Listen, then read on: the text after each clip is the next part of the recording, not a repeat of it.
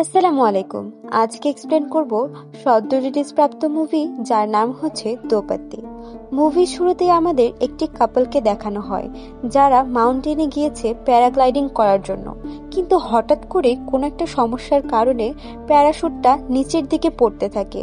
আর তখনই সেখানে media, police সব এগুলো নোটিস করে চলে আসে আর তাদেরকে বাঁচানোর চেষ্টা করে। শেষমেশ তাদেরকে উদ্ধারও করে ফেলে। উদ্ধার করার পরে আমরা জানতে পারি যে কাপলটা সেখানে ছিল তারা হচ্ছে হাজব্যান্ড অ্যান্ড ওয়াইফ।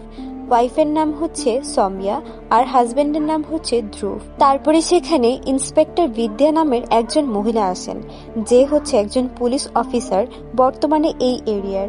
তিনি এখানে আসার পরে সেই যে ওয়াইফ ছিল সৌম্যা তাকে জিজ্ঞাসাবাদ করেন। জিজ্ঞাসাবাদ করার পরে সে বলে যে তার হাজব্যান্ড তাকে মারার চেষ্টা করেছিল এবং সেই জন্যই সে তাকে প্যারাগ্লাইডিং থেকে ফেলে দিতে চেয়েছিল।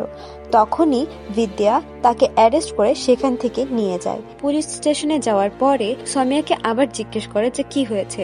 তখন সৌম্যা বলে যে আমার হাজবেন্ড আমাকে জানে মেরে ফেলতে চায়। অন্যদিকে ধ্রুব চিৎকার করতে থাকে যে সে একদম মিথ্যা কথা বলছে, এটা একদমই সত্যি নয়। যাই হোক, এখান থেকে সিন 3 মাস আগে শিফট হয় এবং আমাদের দেখানো হয় বিদ্যাকে, যে এখানে সদ্য ট্রান্সফার হয়ে এসেছে। আসলে বিদ্যার একটা ক্যারেক্টারিস্টিক্স হচ্ছে যে সে পুলিশের যত ধরনের নিয়ম কানুন আছে সেগুলো পালন করতে চায় এবং অবৈধ কোনো রকম কাজ করতে চায় না, তাই তার বিভিন্ন রকম সময়ে ট্রান্সফার হতেই থাকে। যাই হোক, সেখানে যে পুলিশ অফিসার ছিল তার হেড, সে তাকে বলে যে তুমি এখানে ট্রান্সফার হয়ে এসেছো এবং আমি চাই যেন তুমি কাজ সবসময় ভালোভাবে করো। সে বিদ্যাকে বোঝানোর চেষ্টা করছিল। তখনই হঠাৎ করে সেখানে কনস্টেবল আসে আর বলে যে আপনার একটা আর্জেন্ট কল এসেছে, এখনই যাওয়া লাগবে। তারপরে বিদ্যা সে যেখান থেকে করা হয়েছে সেখানে যায়। যাওয়ার পরে দেখতে পারি আমরা সেই সৌম্যাকে, যাকে আমরা 3 মাস পরে দেখতে পেরেছিলাম। যাই হোক, সৌম্যাকে জিজ্ঞেস করা হয় যে কি হয়েছে, এখান থেকে কল করা হয়েছিল কিনা, কিন্তু সৌম্যা বলে যে এখান থেকে কোনো কল করা হয়নি, বরঞ্চ তার ফেসের মধ্যে কিছু আঘাতের দাগ দেখতে পাওয়া যায়। কিন্তু বিদ্যা এটা বিশ্বাস করতে পারছিল না যে এখান থেকে কল করা হয়নি। সে কিছুটা সন্দেহ করে বসে, কিন্তু তার কাছে কোনো প্রমাণ ছিল না যে এখানে কোনো একটা সমস্যা হয়েছে। যাই হোক, তাই সেখান থেকে সে চলে যায়। এর পরের দিনের দৃশ্য দেখানো হয়, যেখানে একটা প্যারাগ্লাইডিং এর সমস্যা হওয়ার কারণে অনেক মানুষ একজোট হয়ে গিয়েছিল এবং বিভিন্ন ধরনের ঝামেলা সৃষ্টি হচ্ছিল। তাই সেখানে যে প্যারাগ্লাইডিং এর ওনার রয়েছে সে এসে এই ঝামেলাটা শেষ করে দেয়। তখনই সেখানে বিদ্যাও চলে যায় এবং তার সাথে কনস্টেবলও যায়। যাওয়ার পরে কনস্টেবল বলে যে ম্যাম, কালকে রাত্রে আপনার যে একটা কল পাওয়ার পর একজনের বাসায় গিয়েছিলাম, আসলে ওই মহিলা হচ্ছে এই ছেলেরই ওয়াইফ এবং তার বাসায় আমরা গতকালকে রাত্রে গিয়েছিলাম। কিন্তু বিদ্যার কাছে এখানে কিছু একটা বিষয় অপ্রীতিকর লাগছিল।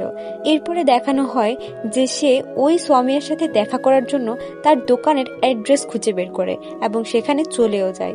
সেখানে যাওয়ার পরে সে দেখতে পারে যে তার পিছে সৌম্যা দাঁড়িয়ে আছে, কিন্তু আসলে তখন সে জানতে পারে যে এইটা সৌম্যা নয়, এইটা তার যমজ বোন শেলি। তারা আসলে দুইজন টুইন্স।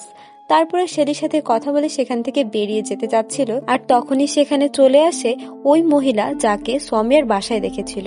আসলে এই মহিলা এখানে বিদ্যার কাছে বলে যে সে আসলে শেলি আর সৌম্যার আম্মা হয় এবং তাদের মা মারা যাওয়ার পর থেকেই তাদেরকে তারা বড় করেছে। আসলে সেই দিন কল এই মহিলাই করেছিল। তারপরে শেলি আর সৌম্যার আম্মা তাদের সেই ছোটবেলার কাহিনী বলতে শুরু করে। সে বিদ্যার কাছে বলে যে তাদের ছোটবেলাটা কোনো রকমই স্বাভাবিক দুইটা বাচ্চার মতো ছিল না, তাদের ছোটবেলাটা অস্বাভাবিক ছিল। তারা যখন ছোট ছিল তাদের দেখাশোনা করার জন্য আমাকে নিয়ে আসা হয় এবং আমাকে নিয়ে আসার 2 বছর পরেই তাদের মা মারা যায়। কিন্তু ছোটবেলা থেকেই দুইজনের মধ্যে কখনোই বনাবনি হতো না, তারা দুইজনেই একজন আরেকজনকে দেখতে পারতো না। সৌম্যা ছিল খুবই শান্ত স্বভাবের আর অন্যদিকে শেলি ছিল খুবই চঞ্চল। সৌম্যা শান্ত স্বভাবের থাকায় তাকে তার পরিবার একটু নজরদারিতে রাখতো, কারণ সে খুবই চুপচাপ থাকতো আর তাকে নিয়ে তার বাবা মা টেনশন করত। অন্যদিকে শেলি ছিল খুবই চঞ্চল প্রকৃতির, তাই তাকে নিয়ে টেনশন করতো না, কিন্তু শেলি এগুলো দেখে আবার জেলাস ফিল করত। তারপরে শেলিকে এখান থেকে হোস্টেলে পাঠিয়ে দেয় তার বাবা। তারপরে যখন তাদের বাবা মারা গেল, এরপরে থেকে শেলি বাসায় আসা তো প্রায় বন্ধই করে দিয়েছিল। আর সৌম্যাও আস্তে আস্তে বড় হচ্ছিল, তাই সে শেলির কথা চিন্তা করা বন্ধ করে দিয়েছিল। যাই হোক, যখন সৌম্যা বড় হয়, একবার সে প্যারাগ্লাইডিং এর জন্য একটা জায়গায় গিয়েছিল। কিন্তু সে সেখানে সাহস করে উঠতে পারছিল না। আর তখনই সেখানে তার সাথে দেখা হয় ধ্রুব নামের ওই ছেলেটার, এবং কথায় কথায় সে তাকে প্যারাগ্লাইডিং এর জন্য মানিয়ে নেওয়ার পরে তাকে নিয়ে যখন হাইটের উপরে ওঠে, প্রথম প্রথম সমিয়া ভয় পেলেও পরে তার মজা লাগতে শুরু করে। এবং যখন সে প্যারাগ্লাইডিং করে নিচে নামে তখন সে ধ্রুবকে খুব জোরে একটা হাক করে এবং তাকে বলে যে তোমাকে অনেক ধন্যবাদ আমাকে নিজের সাথে পরিচয় করানোর জন্য। আসলে সমিয়া অনেক চুপচাপ হয়ে গিয়েছিল তার বাবা মা মারা যাওয়ার পরে, এমনকি শেলির সাথেও তার বন্ডিংটা তেমন একটা ভালো ছিল না, তাই তার জীবনকে উপভোগ করার মতো কোনো কিছুই ছিল না। প্রথমবার তার লাইফে খুব আনন্দের একটা অনুভূতি হয়েছে, তাই সে সেটা কিভাবে এক্সপ্রেস করবে সেটা বুঝতে পারছে না। যাই হোক, এরপরে আমাদের দেখানো হয় যে সমিয়া আর ধ্রুবের মধ্যে কোনো কিছু একটা চলতে শুরু করে এবং তারা একজন আরেকজনকে পছন্দ করতে শুরু করে। নিজেদের সাথে সময় কাটাতে তাদের খুব ভালোই লাগছিল। কিন্তু তখনই সমিয়া তাকে তার চাচা আর আম্মার সাথে দেখা করানোর জন্য তাদের দোকানে নিয়ে যায়। আর তখনই সেখানে শেলির এন্ট্রি হয়। শেলি তখন হস্টেল থেকে ফিরে এসেছিল, আর সে তখন বলে যে সে এখন থেকে এইখানেই থাকবে। কিন্তু এই কথাটা সমিয়ার একদমই পছন্দ হয় না। তারপরে আমাদের একদিন রাতের সিন দেখানো হয় যেখানে শেলি আর সমিয়া দুইজনই একসাথে বসে আছে। তখন শেলি সমিয়াকে ডাইরেক্টলি বলে যে তোর কাছে তো সব আছে, এমনকি বাড়িটাও পুরো তোর সাইডেই আছে, কিন্তু আমি এখন সেই ধ্রুবকে চাই, আমি সেই ধ্রুবকে আমার সাইডে আনতে চাই। কিন্তু সমিয়া কিছু বলতে পারে না এবং সে মনে মনে খুব ভয় পেতে শুরু করে। তারপরে দেখানো হয় যে এর পরের দিন থেকেই শেলি তার চাল চালা শুরু করে দেয় এবং ধ্রুবকে নিজের ফাঁদে ফালানোর চেষ্টা করতে থাকে। আর এগুলো দেখে সমিয়া কিছু বলতে পারে না, মনে মনে অনেক কষ্ট পায় আর জেলাস ফিল করতে থাকে। একদিন রাতে এমন হয় যে তারা তিনজন বসে খাবার খাচ্ছিল, তখন শেলি ধ্রুবকে বাজেভাবে পা দিয়ে টাচ করে এবং সেটা সমিয়াও দেখে ফেলে, কিন্তু ধ্রুবের সেটা ভালোই লাগে। সমিয়া এগুলো দেখে অনেক কষ্ট পায় এবং সে বাহিরে চলে যায়। তারপর ধ্রুব সেখানে আসে আর তাকে বলতে শুরু করে যে আমার শেলিকে পছন্দ, কারণ সে অ্যাডভেঞ্চারাস, সে আমার মতো, সে সবকিছু করতে খুব জলিভাবে করতে পছন্দ করে এবং সবসময় চেয়ারফুল থাকে। তখন এই কথাটা শোনার পরে সমিয়ার মন অনেক খারাপ হয় এবং সে অনেক কষ্ট পায়, কিন্তু সেটা প্রকাশ করতে পারে না। এরপরে দেখানো হয় শেলি আর ধ্রুব দুইজনে একদম ওপেনলি রোম্যান্স করা শুরু করে দিত এবং সেটা দেখে সমিয়ার অনেক খারাপ লাগতো, কিন্তু সে কিছুই বলতে পারতো না। যাই হোক, এইরকম চলছিল। একদিন হঠাৎ করে ধ্রুবের কাছে একটা ডিল এসেছিল। সেখানের যে ট্যুরিজম মিনিস্টার ছিল সে তার বাড়িতে এসেছিল। সেখানে আসার পরে সে তাকে একটা 500 কোটির ডিল অফার করতে চাচ্ছিল। আর তখনই তার বাসায় পার্টি হচ্ছিল, পার্টিতে শেলিও ছিল। শেলি তখন মদ খেয়ে ড্রাঙ্ক হয়ে প্রচুর নাচানাচি করে আর ধ্রুবকে টেনে নিয়ে যেতে এসেছিল, কিন্তু তখন ধ্রুব মিনিস্টারের সাথে কথা বলছিল। যখনই শেলি সেখানে তাকে নিয়ে যেতে আসে, মিনিস্টার জিনিসটা পছন্দ করে না আর তাকে বলে যে আমি ডিলটার কথা তোমাকে পরে জানাচ্ছি, এখন আমি আপাতত এখান থেকে যেতে চাই। তারপরে মিনিস্টার সেখান থেকে চলে যায় আর শেলির সাথে ধ্রুব চলে যায়। কিন্তু যখন ধ্রুব রাতের বেলা গোসল করছিল তখন তার বাবা তাকে কল দেয় আর তাকে বলে যে তুই কি গাধা নাকি, তোর জন্য এত বড় একটা ডিল আমাদের মিস হয়ে গেল, প্রায় 500 কোটি টাকার ডিল আমাদের মিস হয়ে গিয়েছে একমাত্র তোর জন্য, তোকে কে বলেছিল সেখানে পার্টি করতে। তখন ধ্রুব ভাবে যে এই ছেলের থেকে দূরে থাকতে হবে, কারণ ও আমার কোনো রকমের বেনিফিটে আসছে না। তারপরে দেখা যায় যে এর পরের দিন সমিয়ার সাথে ধ্রুব দেখা করতে যায় আর তার সাথে মিষ্টি মিষ্টি সুন্দর কথা বলতে শুরু করে আর তাকে প্যারাগ্লাইডিং এ যাওয়ার জন্য অফার করে। সমিয়া রাজি হয়ে যায়, কারণ মনে মনে সেও তাকে ভালোবাসতো। তারপরে দেখানো হয় প্যারাগ্লাইডিং এ যাওয়ার পরে ধ্রুব সমিয়াকে বিয়ের জন্য প্রপোজ করে আর সমিয়াও রাজি হয়ে যায়। এবং দেখানো হয় যে ধ্রুব প্যারাগ্লাইডিং থেকে নামার পরে শেলির সাথে গিয়ে ব্রেকআপ করে নেয়, কিন্তু শেলি তখন অনেক রেগে গিয়েছিল, কারণ সে এখানেও হেরে গিয়েছিল সমিয়ার থেকে। তারপর আমাদের দেখানো হয় যে সমিয়া আর ধ্রুবের বিয়ে হয়ে যায়, কিন্তু তখন শেলি কিছু করতে পারেনি।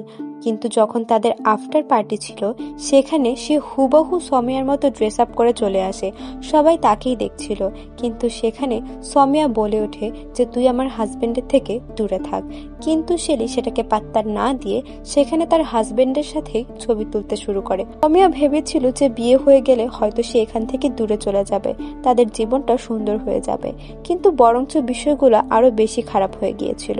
এরপর আমাদের বর্তমানে সিন দেখানো হয় যেখানে আম্মা এই কাহিনীগুলো বিদ্যার কাছে বলছে। আম্মা বলছে যে প্রথম প্রথম বিষয়গুলো ভালো গেলেও আস্তে আস্তে জিনিসগুলো বিগড়াতে শুরু করে। সৌমিয়াকে ছোট ছোট কারণেই মারতে শুরু করে।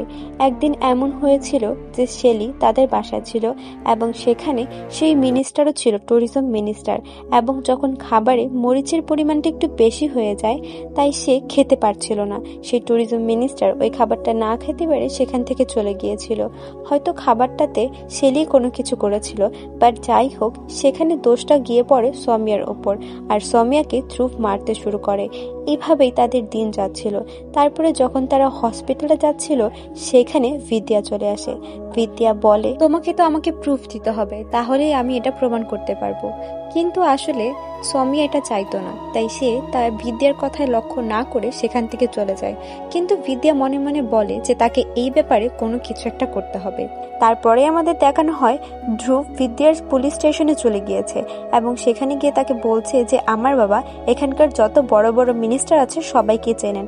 আপনি যে আমার ওয়াইফকে এমনভাবে উস্কানি দিচ্ছেন এবং আমার বিরুদ্ধে তাকে খেপাচ্ছেন, এইসব কিন্তু আমি জেনে গিয়েছি। আপনি যদি ফার্দার এমন কিছু করেন তাহলে আমি আমার বাবাকে বলিয়ে আপনাকে এখান থেকে খুব দূরে পাঠানোর ব্যবস্থাও সহজে করতে পারি। তখন বিদ্যা তার কথাগুলো শুনছিল কিন্তু তাকে কোনো কড়া জবাব দিতে পারছিল না। সে শুধু মনে মনে ভেবেই যাচ্ছিল। এর পরের দিনের দৃশ্য আমাদের দেখানো হয় যেখানে আমরা দেখতে পারি শেলি আর যে আম্মা রয়েছে তাদের দুইজনের মধ্যে একটা কনভারসেশন হচ্ছে।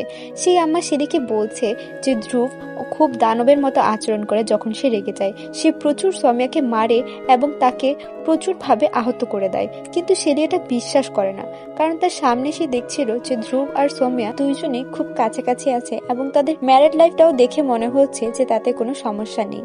তারপরে আমাদের দেখানো হয় যে ধ্রুব তার ওয়াইফ সৌমিয়া আর শেলিকে নিয়ে বাইরে যায়। সেখানে যাওয়ার পরে ধ্রুব আর শেলি যখন ড্রিঙ্ক করে তারা দুইজন একে অপরের কাছাকাছি আসতে শুরু করে।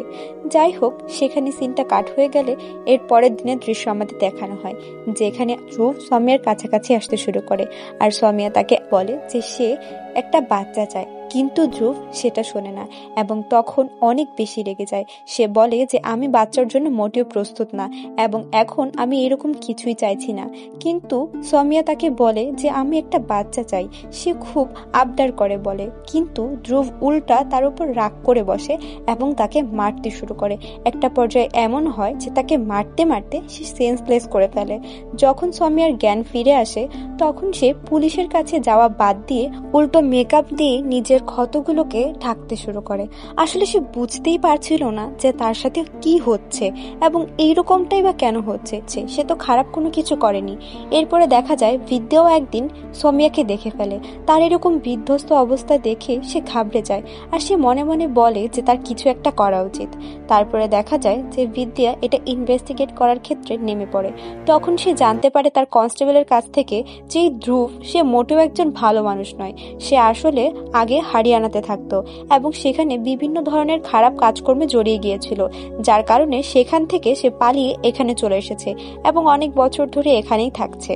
তো এরপর আমাদের দেখানো হয় যে ধ্রুব আর আম্মার মধ্যে কথোপকথন হচ্ছে। আম্মা ধ্রুবকে বলছে যে তুমি যে সৌমিয়াকে এমন ভাবে মারছো, তুমি যদি আজকের পর থেকে ওকে আর এরকম ভাবে আঘাত করার চেষ্টা করো তাহলে আমি পুলিশের কাছে গিয়ে বলে দেব যে তুমি সৌমিয়াকে টর্চার করো এবং তোমার কারণে ওর শরীরে এত আঘাতের দাগ। তখন ধ্রুব বলে যে আপনি কি ভাবছেন যে আমি এখান থেকে বেরিয়ে আসতে পারবো না?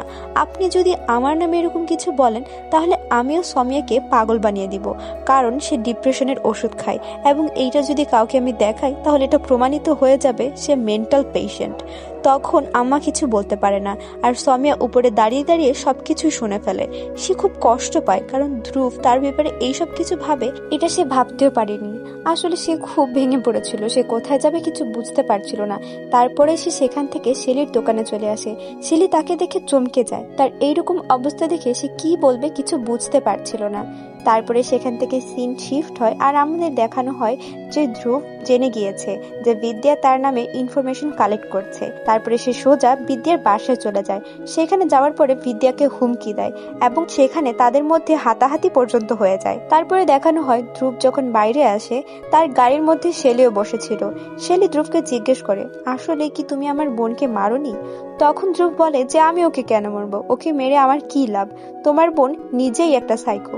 তারপরে দেখানো হয় যে তারা দুইজন এখন বর্তমানে খুব কাছাকাছি চলে এসেছে। তারপরের দিন ইন্সপেক্টর বিদ্যা ধ্রুব এবং তার স্ত্রীকে পুলিশ স্টেশনে ডেকে নিয়েছে। পরে তাকে জিজ্ঞাসাবাদ করা হয় এবং সৌমিয়াকেও জিজ্ঞাসাবাদ করা হয় যে তোমার হাজবেন্ড কি তোমাকে মারে? তখন সৌমিয়া ডাইরেক্ট মুখের উপর বলে দেয় যে না, আমার হাজবেন্ড আমাকে মারে না, এমনকি আমরা বাচ্চাও প্ল্যান করছি। তারপরে আমাদের দেখানো হয় যে সৌমিয়া আর ধ্রুব বাড়িতে চলে যায়। বাড়িতে যাওয়ার পরে সৌমিয়া ধ্রুবকে বলে যে আমরা কি নতুন করে আবার সবকিছু শুরু করতে পারি না? আমরা আগে যেমন প্যারাগ্লাইডিং করতাম সেরকম ভাবে কি আবার প্যারাগ্লাইডিং করে আমাদের জীবনটাকে নতুন ভাবে শুরু করতে পারি না? তখন ধ্রুব বলে ঠিক আছে, কালকে তো হোলির উৎসব, এরপরে আমরা প্যারাগ্লাইডিং করতে যাব। তারপরে দেখানো হয় যে হোলির উৎসবে শেলির সাথে ধ্রুব অনেক ঘনিষ্ঠ হয়ে যায় এবং তাদের কিছু খুব কাছের মোমেন্ট দেখানো হয়। তারপরে আমাদের দেখানো হয় যে এই সবকিছু সৌমিয়াও দেখছিল, কিন্তু সে কোনো কিছু বলে না। সে যখন সুযোগ পায় সে বলে যে চলো এখন আমরা প্যারাগ্লাইডিং এ যাই।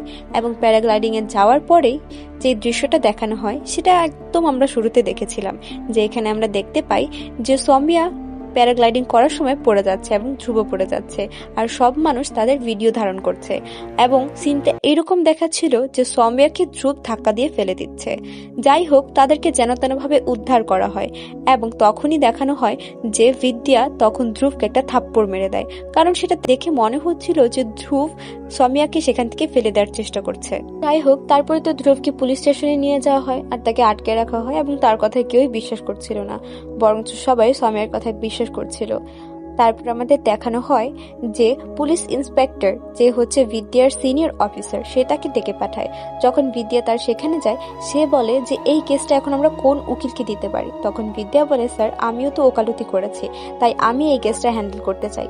তারপরে দেখানো হয় যে বিদ্যা সব ধরনের এভিডেন্স জোগাড় করে কোর্টে পৌঁছে যায় এবং সৌমিয়াকে নির্দোষ প্রমাণিত করার জন্য সে নিজের সর্বোচ্চ এফোর্টটা দেয়। সে জাজকে বলে যে সৌমিয়াকে অনেকদিন যাবতই ধ্রুব খুব মারধর করত এবং খুব ছোট ছোট বিষয় নিয়ে তাকে খুবই অত্যাচার করত। এখন ধ্রুবের যে উকিল রয়েছে সে বলে ওঠে যে আসলে তো বিষয়টা এইরকম না, সৌমিয়া হচ্ছে একজন মানসিক রোগী।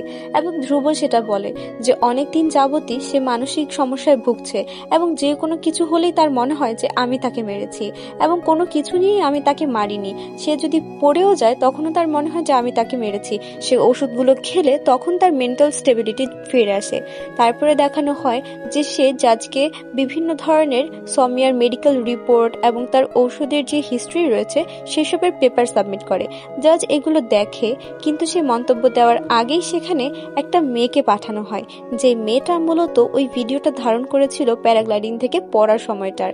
আসলে সেই ভিডিওটা দেখে মনে হচ্ছিল যে ধ্রুব সৌমিয়াকে ধাক্কা দিয়ে ফেলে দিচ্ছে এবং এইটা ধরেই আসলে বিদ্যা প্রমাণ করে দেয় ধ্রুবই মেইন কালপ্রিট। সেখানে বিদ্যা বলে যে ধ্রুব অনেক ধরনের ক্রাইম করেছে এবং সৌমিয়ার থেকেও সে বোর হয়ে গিয়েছিল। তখন জজ ধ্রুবকে অ্যাটেম্পট টু মার্ডারের জেরে 12 বছরের কারাদণ্ড প্রদান করে। সেখানে সবাই খুশি ছিল। বিদ্যা ধ্রুবকে শাস্তি দিতে পেরে খুব খুশি হয়েছিল, কারণ সে ভেবেছিল যে সৌমিয়া খুবই ইনোসেন্ট একটা মেয়ে যাকে এতদিন যাবৎ টর্চার করা হচ্ছে। তারপরে আমাদের দেখানো হয় যে বিদ্যা একটা কিছু খেয়াল করে। সে দেখতে পায় যে শ্যালি সৌমিয়াকে ইশারা করছে এবং তারা দুইজন কোনো কিছু একটা লুকোনোর চেষ্টা করছে। সেইটা বসে বসে বিদ্যা ভাবতে থাকে যে সে কি ভুল মানুষকে শাস্তি দিয়ে দিল, এখানে কি কোনো কড়া ছুটে গিয়েছে যেটা সে বুঝতে পারছে না। তারপর সে আবারও ইনভেস্টিগেট করা শুরু করে এবং দুই বোনের উপর নজর রাখতে শুরু করে, কিন্তু সে কোনো কিছু পায় না। তারপর সে শেলির কাছে যায়, শেলিকে ডাইরেক্ট জিজ্ঞেস করে, তোমরা দুই বোন যে আমাকে প্ল্যান করে মহড়া বানিয়েছো এবং নিজেদের স্বার্থ হাসিল করেছো, এই জিনিসটা কিন্তু আমি বুঝতে পেরেছি এবং তোমরা আমার থেকে কি লুকাচ্ছ সেটা অন্তত আমাকে বলো। কিন্তু শেলি তাকে কিছুই বলে না। সে আবারও ইনভেস্টিগেট করতে থাকে এবং শেষমেশ সে ওই যে ভিডিও ফুটেজগুলো থাকে বিভিন্ন সিসিটিভি ক্যামেরার, যেখানে শেলি এবং সৌমিয়া গিয়েছিল সেগুলো বের করতে শুরু করে। তারপরে দেখানো হয় যেই দিন প্যারাগ্লাইডিং করতে গিয়েছিল তারা, সেই দিনের একটা ফুটেজ তাদের চোখের সামনে আসে, যেখানে তারা এক রাস্তা দিয়ে যাওয়ার কথা ছিল, অর্থাৎ ধ্রুব আর সৌমিয়ার এক রাস্তা দিয়ে যাওয়ার কথা ছিল, কিন্তু তারা ওই দিক দিয়ে না গিয়ে মার্কেটের রাস্তা দিয়ে গিয়েছিল। জিনিসটা তার কাছে ভালো লাগে না। সে ধ্রুবকে ডেকে নিয়ে আসে এবং তাকে জিজ্ঞাসাবাদ করা শুরু করে। তখন একটা ভালো এভিডেন্স বেরিয়ে আসে। সেখানে তারা জানতে পারে যে সেই রাস্তার মধ্যেই শেলি আর সৌমিয়ার যে দোকান রয়েছে সেইটা পড়ে। তো সেখানে তারা দুইজন গিয়ে এক্সচেঞ্জ হয়ে গিয়েছিল, অর্থাৎ শেলি সৌমিয়ার কাপড় পরে সৌমিয়া হয়ে গিয়েছিল এবং সৌমিয়া শেলির কাপড় পরে শেলিতে পরিণত হয়ে গিয়েছিল। তারপরই ধ্রুবের সাথে সৌমিয়া রূপে শেলি চলে যায়, আর সে নিজের জীবনের তোয়াক্কা না করে নিজের বোনকে বাঁচানোর জন্য এইরকম একটা অ্যাক্ট করে বসে এবং ধ্রুবকে ফাঁসিয়ে দেয়। এই সব কিছু জানার পরে বিদ্যা বলে যে তুই যদি এই কথাগুলো আমাকে আগে বলতি তাহলে আজকে তোকে জেল খাটতে হতো না। তারপরে দেখা যায় যে বিদ্যা সেখান থেকে চলে যায় এবং শেলির সাথে আর সৌমিয়ার সাথে দেখা করতে যায়। সেখানে যাওয়ার পরে শেলি তাকে বলে যে আমরা কি করতাম, আমাদের কাছে করার মতো আর কি ছিল। তখন বিদ্যা বলে যে আমি কেসটা রিওপেন করব। তখন শেলি বলে যে ধ্রুব তো আসলেই সৌমিয়াকে মারত এবং আমাদের কাছে তো কোনো প্রমাণ ছিল না, তাই আমরা পাবলিকের সামনে পুরো নাটকটা সাজিয়েছি যেন ধ্রুবের বিপক্ষে আমরা একটা প্রমাণ জোগাড় করতে পারি। তারপরে দেখা যায় বিদ্যা সেখান থেকে চলে যায় এবং কেসটা রিওপেন করার জন্য আবারও লেগে পড়ে। যখন তারা কোর্টে গিয়েছিল কেসটা রিওপেন করার জন্য, তখন বিদ্যা সেই উইটনেস বক্সে দাঁড়িয়ে কথা বলতে শুরু করে। সে বলে যে ইয়োর অনার, আমি গিলটি, কারণ আমি আমার মাকে মেরেছি। তখন সবাই হঠাৎ করে চমকে যায় যে সে এগুলো কি বলছে। তখন শেলি বলতে শুরু করে যে আমরা যখন ছোট ছিলাম তখন আমরা ভাবতাম যে আমার বাবা এবং মায়ের সম্পর্কটা খুবই সুন্দর এবং মিষ্টি, কিন্তু যখন আস্তে আস্তে আমরা লক্ষ্য করতে শুরু করলাম তখন দেখা গেল যে আমার বাবা আমার মাকে প্রচুর পরিমাণে টর্চার করত এবং তাকে অনেক মারত, তার হাত পুড়িয়ে দিত, তাকে আঘাত করত, তাকে বেল্ট দিয়ে মারত, আর আমাদেরই উচিত এর বিরুদ্ধে প্রোটেস্ট করা। তার এই কথাগুলো শুনে বিদ্যারও মাইন্ড চেঞ্জ হয়ে যায়। সে আর কিছু বলতে পারে না এবং কেসটাও রিওপেন করতে পারে না। আর এখানে মুভিটা শেষ হয়ে যায়, অর্থাৎ ধ্রুবের 12 বছরের জেল হয়ে যায়। আসলে মুভিটা ডোমেস্টিক ভায়োলেন্স নিয়ে কথা বলেছে। আসলে ডোমেস্টিক ভায়োলেন্স কতটা ভয়ানক হতে পারে সেটাই এই মুভিতে দেখানো হয়েছে। মুভিটা কেমন লেগেছে সেটা অবশ্যই আমাদের জানাবেন এবং এতক্ষণ সাথে থাকার জন্য আপনাদেরকে অনেক অনেক ধন্যবাদ। যদি মুভিটা ভালো লেগে থাকে তাহলে লাইক, শেয়ার, কমেন্ট করে দেবেন। আর এরকম আরও মুভির সিরিজের এক্সপ্লেনেশন পেতে আমাদের চ্যানেলটাকে সাবস্ক্রাইব করে রাখবেন। ধন্যবাদ।